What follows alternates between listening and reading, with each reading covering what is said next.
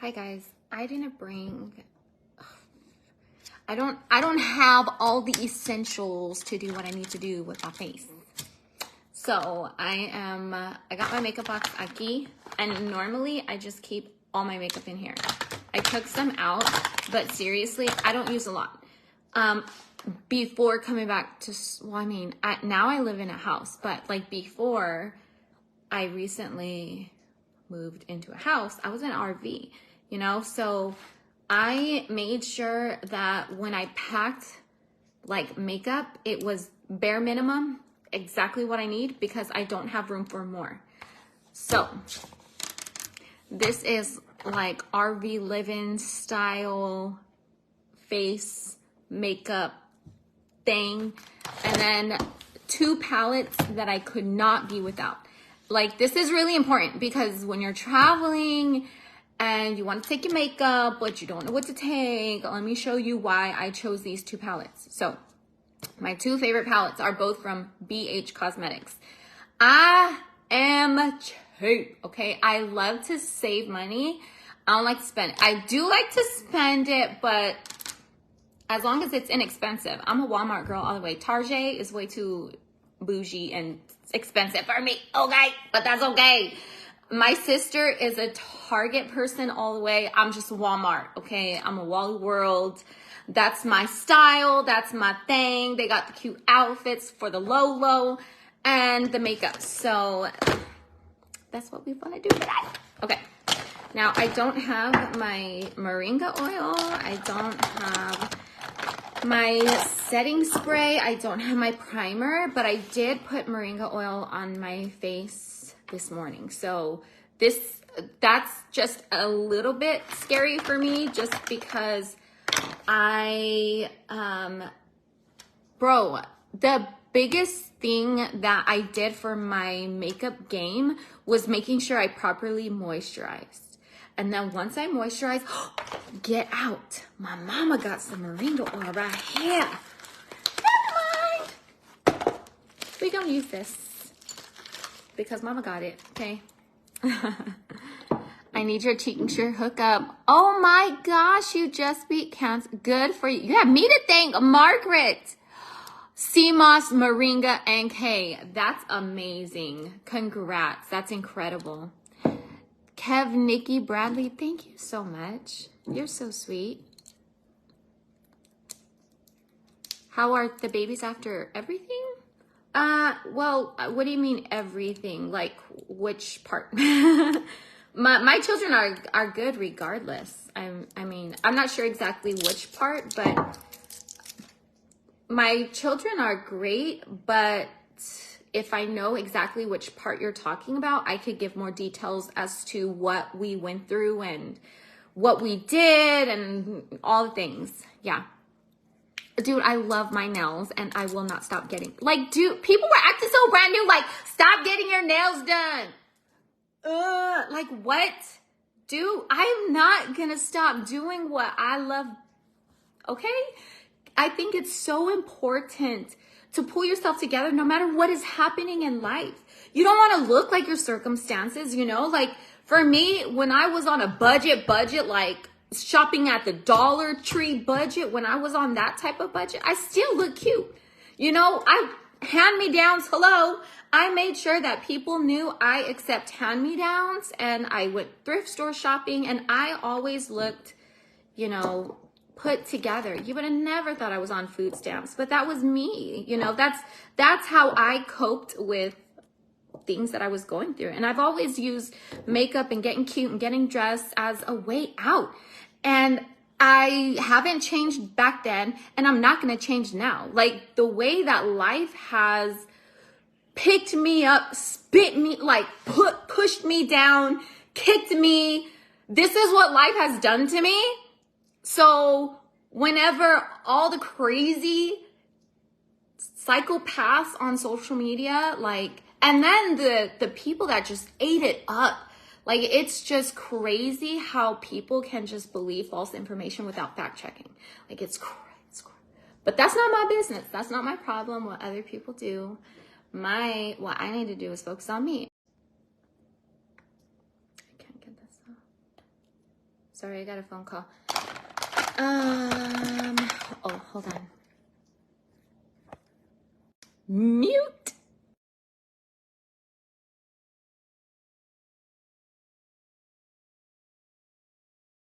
Okay, unmute.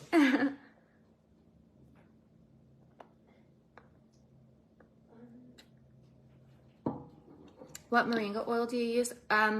So if you go on my Amazon storefront, you would be able to see my Amazon storefront is amazon.com/shop/exo.redroses. But you can also find it by typing in organic moringa oil. The brand is SVA Organics. Okay.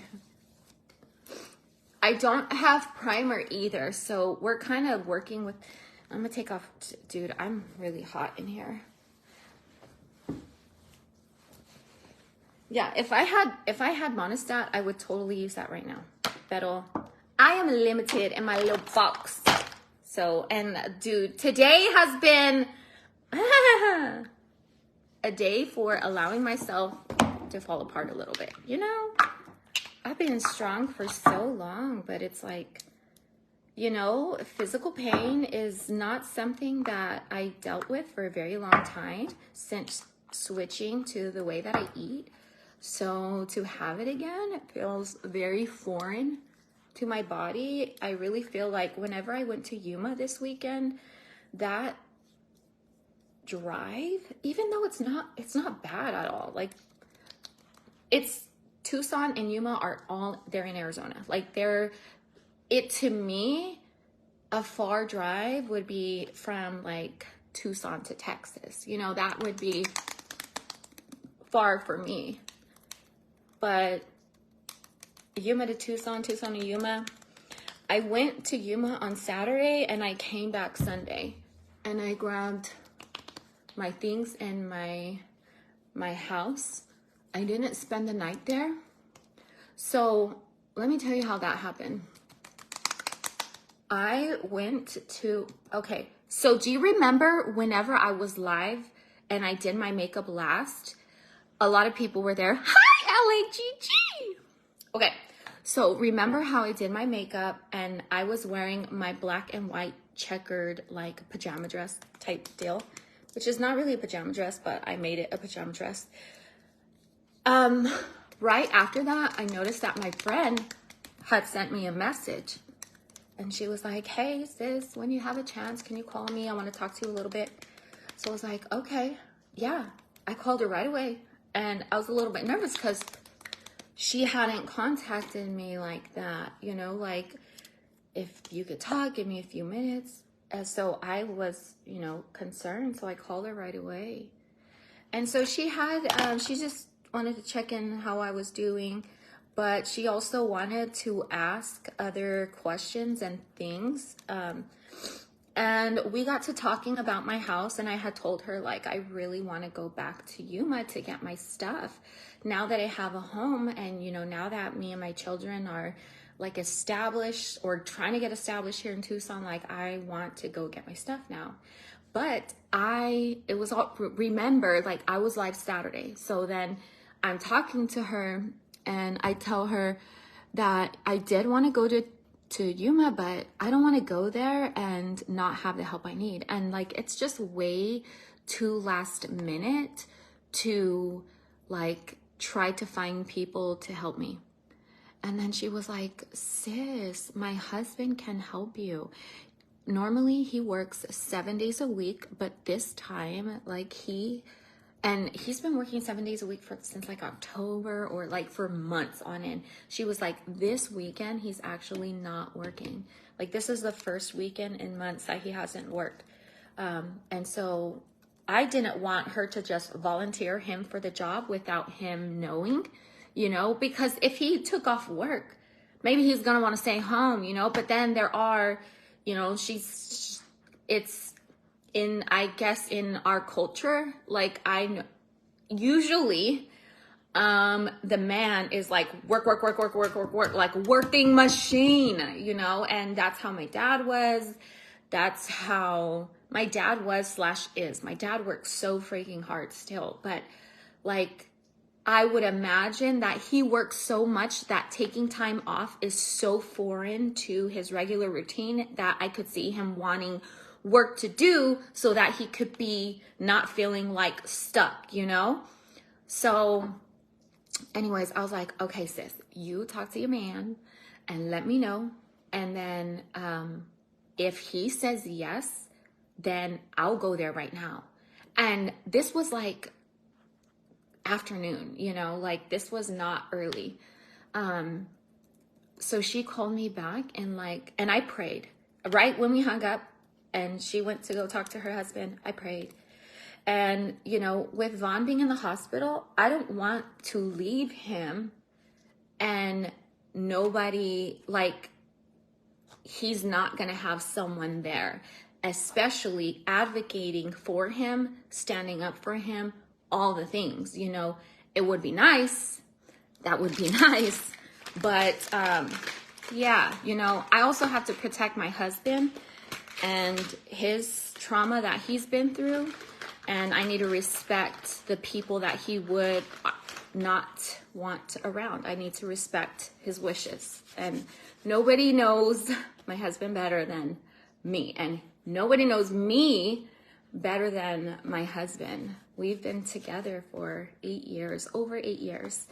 And oh my gosh, like the things that we've been through, all the odds were against us, but we're so in love and we made it work all the time. So for me, I'm like, I don't want to go to Yuma and something bad happen here and then it be on my conscience that I left my husband during a time that he needed the most. Like, I don't want that. That cannot happen. So I asked for guidance, and that if this is what I'm supposed to do, to make that very clear, because I don't want to make the wrong choice. There's too much at stake to make the wrong choice, you know? So, oh, yes. Well, I'll use this for now. So then like 5 minutes later, and she's like, she calls me. She's like, sis, yes, I talked to him. He'll move your stuff. And then my brother, he's here from Mexico and he can help. And then I got this and I got this. And then before you knew it, she got 6 men ready to pack up my stuff. And I'm like, oh my goodness. So then, you know, of course, I offer them some money, but also a little bit of a bonus if they were to complete moving me all that day. So they're like, yeah, let's go, let's do it. So then I called U-Haul and we talked about what size truck we need. And we figured I need the extra large, the one for, because I have in Yuma 4-bedroom, 2-bath. So I need a very large U-Haul and 2 living rooms and a den. So there's rooms, okay? I left at, I don't remember time, but I got there, I left late. It was like afternoon, getting towards evening. And I got to Yuma exactly at 9 o'clock. And when I got there, all my stuff was packed. Bro, I didn't have to lift a finger. Like, do you understand? Like, what? Like, that is the type of help that I get, you know? Like, it's just, what? You know, it's just amazing. So although all my stuff was packed, not all the stuff fit in the U-Haul. So we would have had to rent a trailer and pack up the rest of the stuff. But when the guys left my house that night, they put everything that needs to go in the living room so that when we picked the trailer, we just have to move the stuff from inside outside. We don't have to go around the house. We don't got to do nothing. Because I wanted to not stay a long time away. And I wasn't. In less than 24 hours, I went to Yuma, you know, and then I wasn't even going to spend the night at my house because my house has been, you know, intruded, invaded, all of that. You know, there are legit crazy people on the internet that would say the name, like my actual street address. There's a crazy person also who literally posted the police report of my husband and had his address there. It's just crazy because this is like, you know, family members. Oh my goodness. Sorry, I lost. Dude, I keep losing reception. You guys are so real for coming back. Give me 1 second.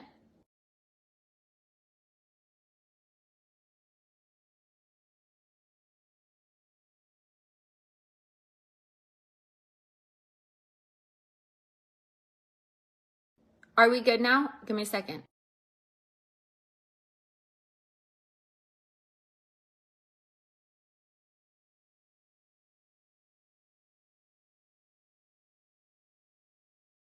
Okay. Hopefully my phone doesn't glitch again, but y'all are so real for coming back. I'm going to wait a little bit because I think a little bit more people want to come back, and then I will continue on the story.